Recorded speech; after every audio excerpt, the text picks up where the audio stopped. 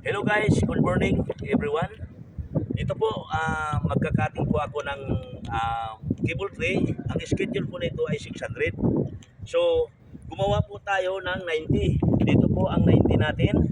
So, ngayon, hahatiin natin dito 12 by 12, total 24. Ang gap natin ay 10. Yan, 10 kasi yung width natin ng cable tray is 10. Mag-gap tayo dito ng 10. So, gagawa po ako ng apat na cutting. Simula tayo sa 90. Pinapaliwanag ko sa inyo, 12 by 12, total 24.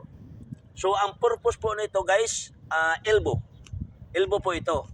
Ito po ang ginagawa ko is cable tray, dadaanan ng mga wire na ating ikakabit dyan sa building. Kahit saang building, pwede natin gamitin ito. So, pang building lang po ito, hindi pang bahay. Pwede rin gumamit tayo ng cable tray for safety sa bahay natin. So, ito po ang gagawin ko ngayon. Nag-start na po ako.